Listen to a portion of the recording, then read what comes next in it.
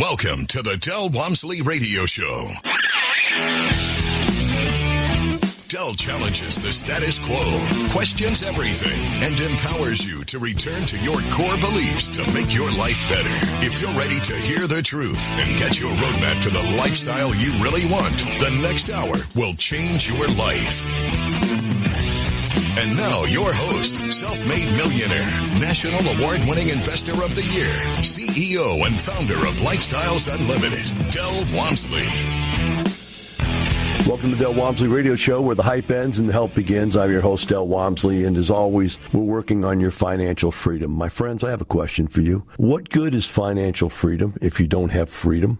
I was watching the news yesterday. I saw it again this morning on the news just when I got up, and showing a guy standing out in front of his house with the AR-15, I'm sorry, and his wife standing next to him, and there's a riot. It's a big mansion house, and there's all these people breaking into the subdivision, and they're circling around his house, and he's got this gun, and of course now he's in the situation where they're saying that he's doing something against these people. Obviously, our country has gone bonkos. I've played some stuff Monday about how they're trying to get rid of cops. And, you know, when you really think about all this stuff, you think, well, you know, I was worried about my retirement plan 2 weeks ago or 4 weeks ago, or let's talk 6 weeks ago before the pandemic. And I was wondering, you know, how am I going to be able to retire? And other people are thinking, well, you know, how can I get rich and retire like you? And how can I retire in, you know, what we usually talk about here, anywhere from 2 to 5 years total retirement and massive wealth.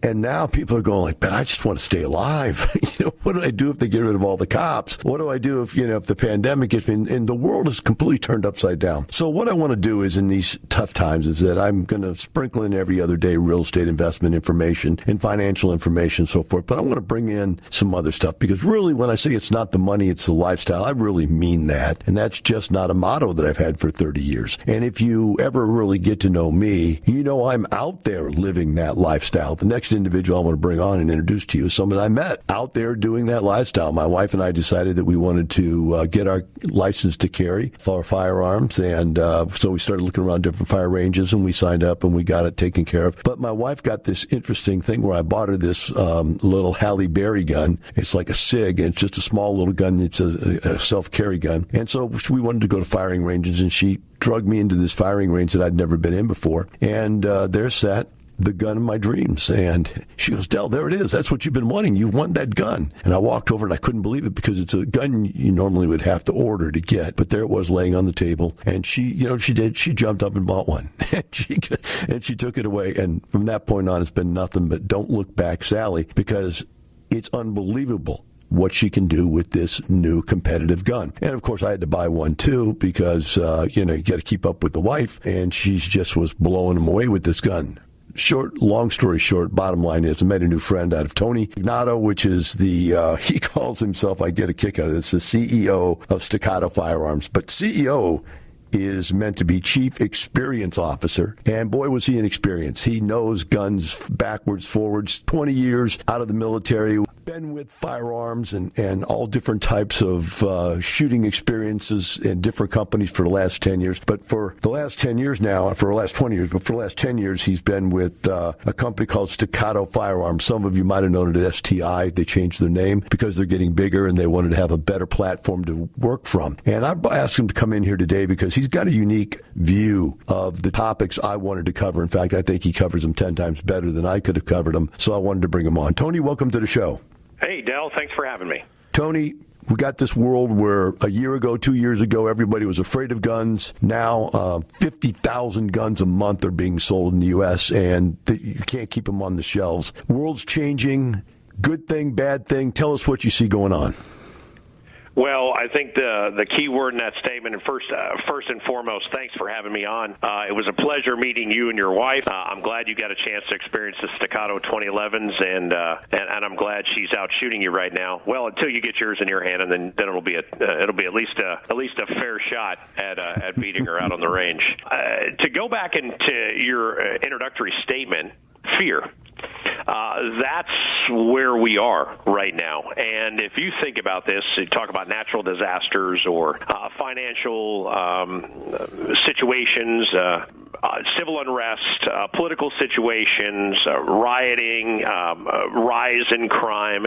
These are all things that instill fear or stimulate fear. And when you have fear and you look for comfort, as children, we were afraid. We went to our parents and then other thing, we lock our doors, we get alarms, we put bigger tires on our four-wheel drive trucks, we do all these things.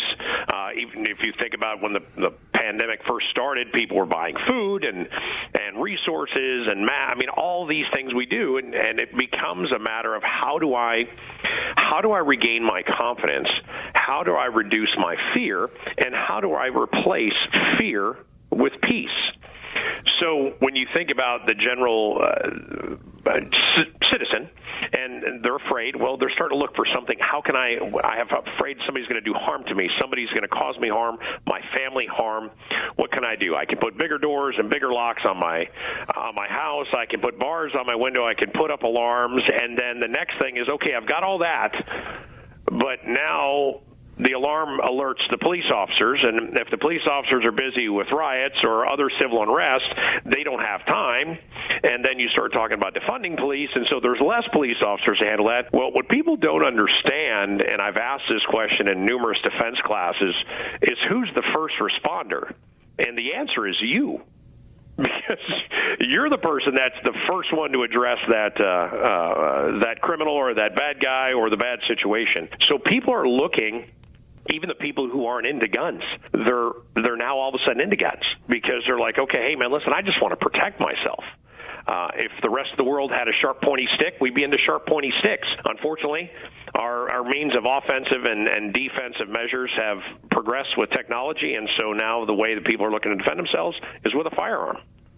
So as you look at this and you see this coming as a natural progression, one of the things that I want to get across here today is, well, actually, I have two major points, and then you have another one you wanted to bring up. But one of the points of fact is that we've got all these new people out there that have decided that it's time to get this gun. And I watched it during the pandemic. I mean, guns were flying off. I obviously don't have a job, so I just go around and hang out places. I started hanging out in all the gun shops and all the sporting goods stores, and I watched lines of people line up and pull guns out they've never seen, never touched. They didn't know what kind of gun. It was a good gun, a bad gun. So really two things came to my mind what I want to cover today, and we can work from whichever angle you'd prefer to start with. And one of them is, hey man, these guys have no idea what they were doing. I mean, they were looking down barrels to see what they had no idea to look at what it was good or bad or ugly. They had no training whatsoever, and that scared me. The second thing was that they were buying indiscriminately. It's just anything. Just buying junk, buying stuff they'd never used, buying stuff that wouldn't do what they needed to do. And I think you should pick up a little bit about the concept of self-defense, home protection and self-defense, and explain to them the difference and what's really necessary there. That's an excellent point. If you think about personal defense, home defense, and the purchasing of that firearm, if you choose, now listen, I'm not telling you have to go buy a gun. There's plenty of gazelles that run wild in Africa and die of old age. Okay, but listen, if you choose an armed response as part of your defense plan, there's two things you want to make sure. Number one, that your gun doesn't suck, and that you don't suck with it. These are two things, and pardon the blunt description. So you have to make sure, number one, that you're buying a quality firearm. And number two, you have to be able to use it. Because if you can't, it's like having the most amazing car or truck or vehicle or motorcycle and no license and no ability to ride that. So here's the thing about it. When I say quality firearm, is you have to make sure that the quality of that firearm, meaning it's going to perform well, you can depend on it, and that when the time calls, when the situation arises, you can perform and do what you have to do to employ that firearm to either end the threat and protect your life and your family, and execute that proficiently without any collateral damage. This is the most important firearm you'll ever own in your life, is your personal defense and home defense firearm. And we'll take a break right there, Tony. Tony, we'll take a break. We'll come back. We'll pick it up right back there. For the rest of you, we'll be right back with Tony Pignato and the Del Walmsley Radio Show.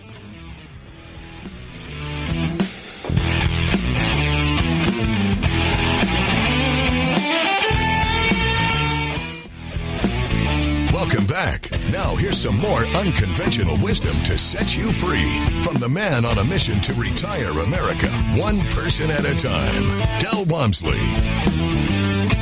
Welcome back to Del Walmsley Radio Show. With me here today is Tony Pignato. He is the CEO, which he explains as Chief Experience Officer over Staccato Firearms. And I met him out at a on-location event where he was showing off some of his guns, one of which was a gun that I had dreamed of owning for a long time. So I've asked him to come in here and speak today because we've had some wonderful results. My wife is really enjoying the gun she bought from him. I've got one on order. It's coming in. And there's really two things that I found, Tony, and I'm going to get back to them, segue back in for people that are just tuning in right now. And that is, once I got my wife interested, because she was a little skeptical about guns at first, to be honest with you, and I got her to try this Halle Berry gun, this little one, and she liked it because it was a small little, small SIG D398 or something like that. It's like a little teeny gun. And she liked it, and it was cute.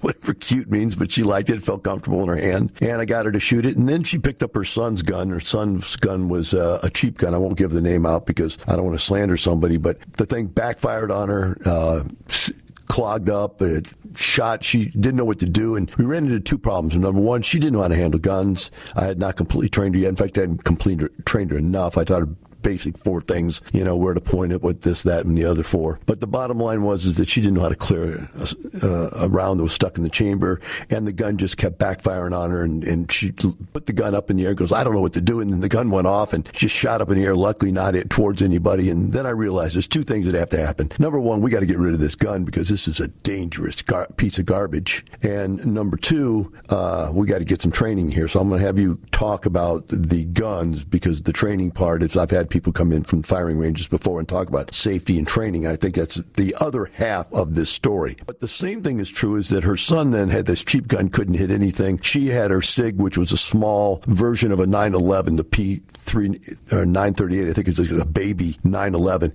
And then I picked up my 911, and every single one of us, all three of us, could just put them in the bullseye, one right after the other. Something about that 911 was magical. And from that point on, that's when I fell in love and started looking up the 2011, the guns that you guys invented somehow, what was it, 30, 50 years ago, whatever it was. Whenever you guys invented that gun, the world changed. And so I want you to talk about this thing that you talk about. What is the most important gun you will ever own, and why?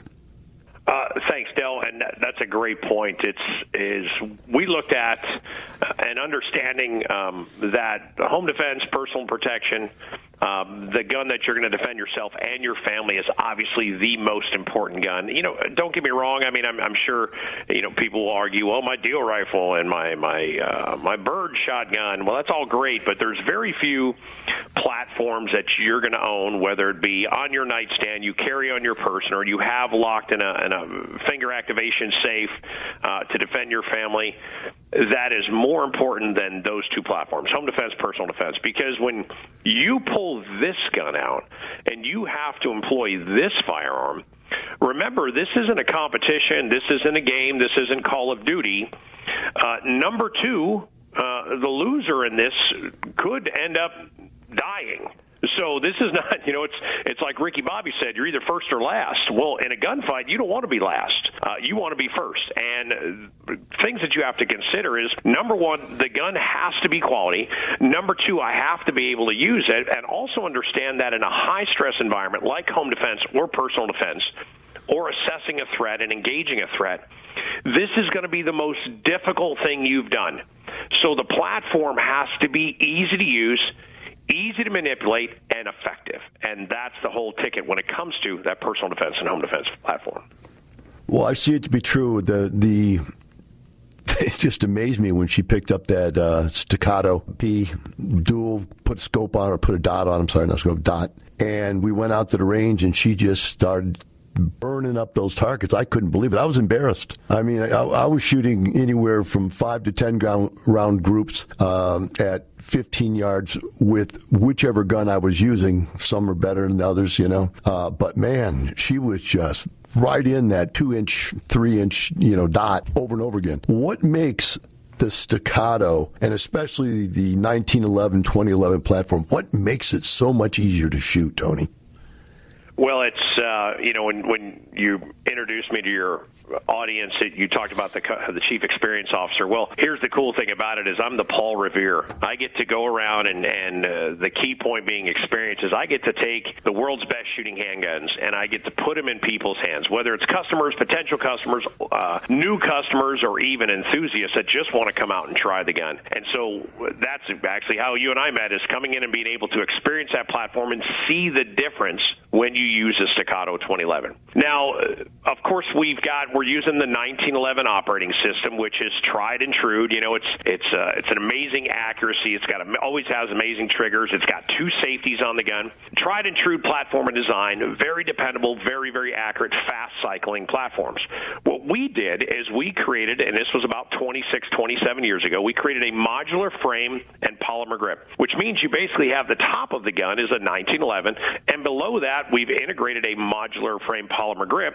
That polymer grip actually reduces the amount of energy transferred to you and the shooter, and I'll be real brief in this description. Less energy transferred to you is less violence transferred to you as a shooter.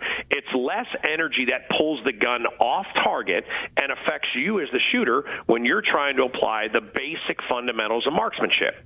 Now, when I reduce that energy, reduce anything that would discombobulate my sight picture or pull me off target, and I minimize that, and then I take that same energy and I channel it back into the platform so that I can make it directional. It can help the gun come back on target. You're going to be faster. You're going to be more accurate. You're going to transition from target to target. Bottom line is the gun's easier to shoot. And when I'm defending myself, my family, or my teammates on the street or in my community, that's when I want to be at my best. And the Staccato 2011 will get you there. So let's talk about, let's see, we've got a minute left here in this segment. So I have a segment I want to cover. I'm going to hold it off to the next segment because I think it's a pretty big segment. So let's step down the other line here. What is the minimal amount of training a person should get to be able to handle a firearm? That's an interesting question. That's kind of like, and I would take that question and be like, think about what's the minimum amount of training of hours behind a steering wheel to do the Indy 500. I think I've been doing this for a long time. I spent over 20 years in the Army. I've been in the competitive shooting circuit for at least another 10 years. I never stop learning. But the minimum you need to learn is the fundamentals of marksmanship and how to engage your platform, how to put it together, how to take it apart, how to load it, how to unload it, how to engage targets and engage targets effectively. Remember, especially with personal defense, home defense, you're going to go from zero driver's education right into the Indy 500, and you got to be prepared for that. Spend time on ammo. Spend time with a good instructor that you vetted, and learn the craft that could save your life one day. We'll be right back with Tony Pignato and the Del Walmsley Radio Show.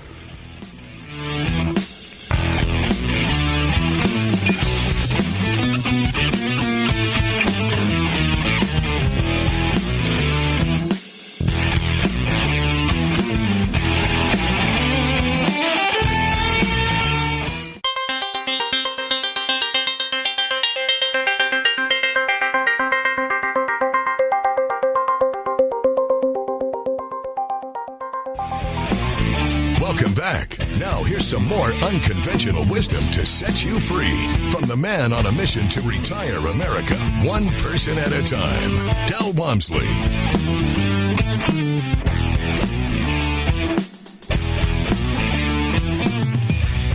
CEO of Staccato Firearms, and we're discussing the concept of home defense, self-defense type firearms that you should have. Tony, one of the topics I wanted to bring up, I just can't think of a really good way to articulate it. I'm hoping you can drag me through this with all your years' experience talking about this stuff. But I've just looked it up, and I have somewhere around 23 different firearms in my house. I just wrote them all down top of my head. And I looked at it, and I go, you know what, I could take of that 23, I could pick 5, and I'd have everything I need in a firearms collection from my house. All the rest of them are things that I picked this up there somehow. I found this in a rent house one day. Son died and left us this one. This one right here, I thought I needed that type of gun because everybody had one, you know, and you went from the cheap $300 guns that are almost dangerous to the mid-range $500, $600 guns, which are pretty good name brand guns, but they don't shoot the same way. Once you get up into that $1,000 range and so forth, and of course I have some competition guns that I just bought because I'm Del Walmsley. I'm rich and I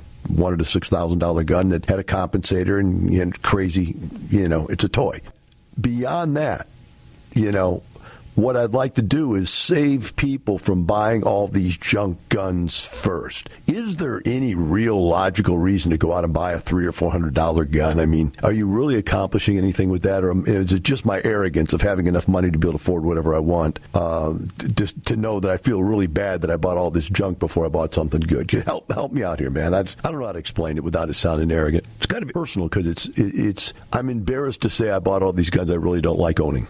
See if you can help me out here. I mean, I don't know if it's embarrassment, that I was too dumb to buy all these guns that really were bad choices, or if I really am honestly just trying to save people a lot of wasted money on buying stuff that's junk. Because not only do you buy a cheap gun, then you buy a cheap holster for it, then you buy cheap ammo, you buy all the stuff that goes with that gun, and then you go, wow, I wish I didn't do that. I wish I had that gun over there. Tell us, how do you help people through that? Well, here's the thing: is first thing you have to do is identify the gun you're purchasing. What is that for? If you look at, I'm going to buy a Daisy Red Ryder BB gun, and that's going to cost you $56, and you're doing it so that you can, teach your son or daughter to knock down cans on the fence at the farm. Again, first thing you have to do is identify the need. What am I purchasing a firearm for? Now, the point you're making is, I don't want to buy a cheap personal defense gun.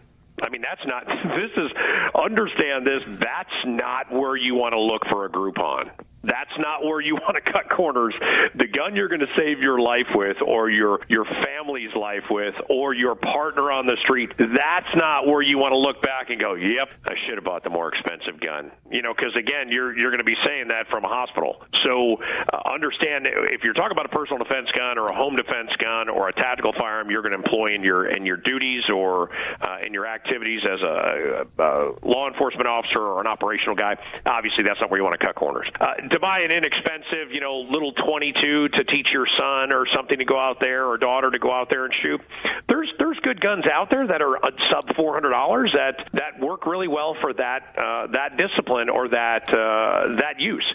But again, I think that's what you're insinuating is, when it comes to personal defense, home defense, things like that, buy good. And then also, if it's just a target gun and if you're going to the range, all of us, we got a little ego in there. I like to be able to hit the target. And I like to prove to the people to the left and right of me at the range that I can hit the target. So I want to have that gun that I can shoot very, very well. The gun's going to perform to my skill level, and it's going to make me better. And I think you have to start looking at value and not price. What's the value of this? What does that value mean to me? There's some people, like in the case you wanted to have a really great competition gun. Well, that was valuable to you to be able to pull that gun out. When buddies are throwing dollar bills on the table and you're betting across it, you're going to be like, no problem, I got a pow ting. Well, that makes every penny of that $6,000 gun worth it. So I have to share with you that first gun I ever started with was really kind of it's a crazy thing. Happened to me in real estate too. The first deal I ever did was a great deal, so then I wanted to do nothing but great deals after that. But the first gun I ever got was from my first wife 30 years ago. I got married to her, and her parents owned a gun range, and her brother was a competitive shooter. Right? I think he did 3-gun and some other stuff. And he had a 1911 with about a 2-inch compensator on the end of it. And it just blew my mind. This guy could not miss. He could run, shoot, roll, fire, duck under things, jump over things. I mean, as a man, I'm just like, ooh, ooh, ooh, oh, oh, oh, oh, oh. Just unbelievable stuff. And they bought me a Colt 1911. So from the very first gun I ever had that was a pistol that was really a quality pistol, it was a 1911. So I was spoiled from the very beginning. I don't know why I went back and bought the other stuff. I mean, everybody's heard of a Glock. A Glock is a big name gun. I thought, well, so they say it's the end all be all, and I bought it, and I couldn't shoot it anywhere near as well as I could shoot the 1911. I'm going to take you down another rabbit hole, though, because I'm not going to try to make you defend, different companies on the show, because, it just isn't right. You've got the quality handgun company, so it's not even fair. But tell me this. I started with 45 caliber and loved it. The size of the hole, when you look at shooting targets, a little 9mm, my wife was shooting a little 9mm, and I was shooting my 45, and it was like, ha, ha, ha, ha. See, I killed that guy a lot better than you did. But everything I read says that police, military have gone either to 9mm. They went back up to 40 cal to get more power, but they've come back down to 9mm. The 1911 has gone from 45. It's more commonly used now with the 9mm. Tell me what it is. Is 9mm really the preferred round now, or am I just imagining that? No, that's been the move, especially when you started having federal law enforcement agencies and operational units making that change to go back to 9mm. 40's got a lot of kick, and again, remember it's that energy. And when you have that energy transfers into movement in the gun, and there's a lot of things you have to do to control that movement: stance, physical fitness, grip, posture, presentation of the gun to be able to mitigate that recoil. And bullet technology has changed. I had a discussion with a guy who's an archery guy, and we were talking about broadheads. And way back in the day, you'd have to shoot this big, heavy 135, 150 grain broadhead. And now people are shooting 90 or 100 grain broadheads that have much better ballistics and velocity. And so the same thing with the bullet. Technology has changed, powder's changed, materials that they're using.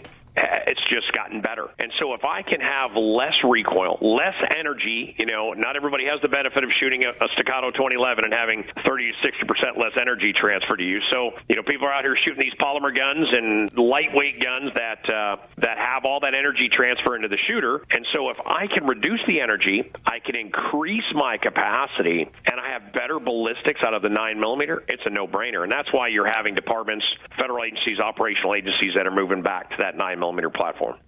On that same token, this is just a personal question. I've only got a minute left this segment. And that is, I've got 92 grain 9mm, I got 115, I got 124, and I got 147. And with the good guns in our family, with the quality guns, how low a grain can you go? I've heard that these nicer guns need some more power to cycle correctly. Is there a bottom end grain that you shouldn't shoot below? The standard 115 grain is always a fallback. I mean, it's probably the most popular grain and bullet combination with a full metal jacket bullet. There's some good plated bullets out there. I know Federal has a Syntech round that's a polymer coated bullet. Here's the great thing about our guns, and I want to make this clear for your audiences. Just because you buy a high dollar, precision, high value, quality firearm, it has to be able to function everything. It has to be able to function everything flawlessly. And that's the thing about the Staccato 2011 is it works. Del Walmsley on designing a lifestyle. When I was younger, I decided that I was not going to live the life that the average person lived, which was to think I was going to work for the end of my life, save up enough money, and then when I'm old and gray like I am now, try to buy my life back with a pile of money that I had. I said, no, I'm going to design a life and I'm going to live that life. That's it. Period. Are you ready to design your life? Learn how at Lifestyles Unlimited's live online free workshop. Register at lifestylesunlimitedworkshop.com. Del Walmsley talks about buying your way back from corporate America through real estate. A massive change in my life. My personal residence I lived in was a one-bedroom condo, cost $425 a month. This covered it. My automobile car payment was only $300 and some a month. This covered it. I was buying my way back from corporate America. I could feel it. Lifestyles Unlimited will teach you how to buy your way back from corporate America. Get in control. Get into our live online free workshop. Register at lifestylesunlimitedworkshop.com. Welcome back. Now here's some more unconventional wisdom to set you free. From the man on a mission to retire America, one person at a time, Del Walmsley. Welcome back to Del Walmsley Radio Show. With me here today is Tony Pignato from Staccato Firearms, and Tony is the Chief Experience Officer for the company. In other words, he's the one who gets out there and lets people know about the company. And this company has been growing rapidly. It's an interesting conversation I had with Tony when I first met him, talked about some things here. The conversation was about the growth of the company and how do you take a company that does custom firearms and expand that to where it's growing rapidly. And Tony, you want to talk about the company a little bit and where you guys are going and what your plans are, and also somewhere in there, tell people how they could get in to your company and purchase a product from them, if there's stores they can go to, or do they have to order, and so on and so forth. Yeah, love it. Thanks for the opportunity. So we started, this company's been around for about 26 years. We were really primarily focused on the competition shooting industry, which is the action shooting sports such as USPSA, IDPA, IPSC, quick and even multi-gun. So when you think about competition, when we say the word competition, you hear the word race. And then when you think about race, you associate that with race cars, race motorcycles, and race horses. And if you think about a race car, there's one guy who drives the car, and there's about 40 people that make that car run. So that term, competition or race is very, very polarizing. And we've known for years that our guns are just so easy to shoot, which is why they were so popular in the action shooting sports. When I first came to the company, I looked at the boss and he said, what's our message? I said, we make the world's best shooting handgun. And he looked at me and he goes, wow, that's pretty strong, ain't it? And I go, prove me wrong. And really, nobody can, because when you shoot our platforms, I don't care who you compare us to, the 2011 platform is just a much easier gun to shoot. So how do I take that technology and how do I put that to be all-inclusive, not exclusive, allow everybody to be able to shoot better? And so we really focused in 2019 on the biggest needs of the industry, which is personal protection, home defense, and the tactical operations world. So one of the things about that competition stigma attached to your firearm is people think it's finicky, it needs special ammo, special gas, all these things that would polarize that product and brand. Well, we started putting our guns in the hands of operational guys, veterans, special operations guys, police officers throughout the United States. And these guys were coming back every single time saying, where has this gun been my whole life? I would have carried this for 20 years when I was an operational guy. We picked up the U.S. Marshals Special Operations Group, where their entire unit adapted the Staccato 2011 platform as the primary and the secondary platform. And the performance was so high, the change in their performance, to quote the leader of that team, he said, before we got Staccatos, 5% would be in the 98th percentile. He goes, now 5% are out of the 98th percentile. So they had to change their entire quals just because of the fact he looked right at me and he just shook his head. He goes, yep. He goes, I got to change it. I go, why? He goes, man, everybody's smoking these quals. He goes, I don't feel like I'm pushing them. And they are probably one of the most accurate federal agencies as far as handguns. Accurate, fast. Really, really, they spent a lot of time on the range. And so we did that. We took that product, that brand, brought it out to the secular world, as I call it, the non-competition world, and brought it into the people that do this for a living and are going to be exposed to the most stress at the most important time of their life. Give them something they can shoot better, shoot faster, and depend on. And there's the Staccato 2011. Now, is it true that when you sell guns to either police forces or military or so forth, you have to tighten the trigger up a little bit, actually, or loosen it up, or reduce or increase the poundage to the pull? In other words, my competition guns, your gun, 2 pounds, sub 2 pound competition gun triggers, and then you go back to the Glock and got 6 and 7 pounds. These cops are coming off of Glocks. What are they doing when they're getting to 2 pound triggers, or are you changing that for them? That's a great question. So it depends on the department. That's one of the great things about the 2011 platform is we can make modifications in our manufacturing to be able to meet the needs of the unit or the department. And we have had that. We've had, and most of our, if you look at our platforms, our carry guns and our tactical guns like our Staccato C2, whether it's the Duo or the standard option or Staccato P, those guns are coming in at about a 4 pound trigger. And there is a difference. Our 4 pound trigger and Glock 4 pound trigger or SIG 4 pound trigger are a totally different animal. Just because of the way we do the triggers, we manufacture the parts for the triggers. It's just so much crisp and clean at the break point. You'll hardly notice it. And, of course, putting a pound and a half or a 2 pound competition trigger in a carry gun or a tactical gun is a little bit risky because you got to factor in gloves, you got to factor in all these different things that could affect your sensitivity at the trigger finger level. And the last thing we want to do is have somebody shoot the target that was not intended, because that's bad press all the way around.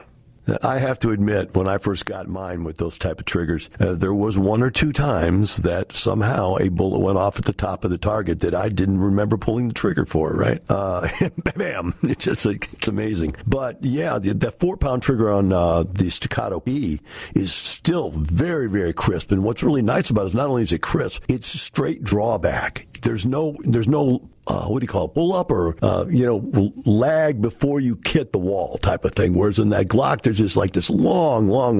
You're like, are we there? Are we there? Are we there? Should I send out a letter? Can I call someone? Boom. Yes.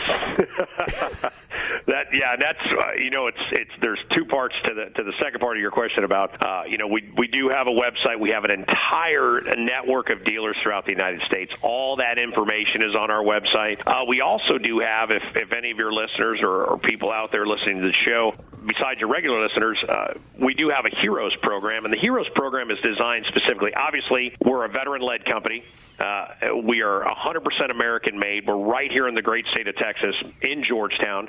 We are still a hand-built gun company. We put a lot of science and technology into these platforms that we build. But you can buy directly from our website under our Heroes program if you're a veteran, a retiree, active-duty law enforcement, a first responder, and we've added recently essential medical personnel. So being built for heroes and made in Texas has been our mantra, and we're pretty proud of that. Well, Tony, I got to roll now, and I want to thank you, and I also want to leave everybody with Tony's motto, that is, these guns are built for heroes. Heroes in green, heroes in blue, and heroes in you. Thanks for being on the show, Tony, and the rest of you. Remember, it's not the money, it's the lifestyle. The information and opinions you hear on the Del Walmsley radio show are those of the host, Del Walmsley, his guests, and his callers, and do not necessarily reflect the opinions of this station, its affiliates, its management, or advertisers. The Del Walmsley show is for entertainment purposes only. Please consult a professional regarding your personal investment needs. Nothing presented on the Del Walmsley show constitutes an endorsement, recommendation, offer, or solicitation to buy or sell any product or security.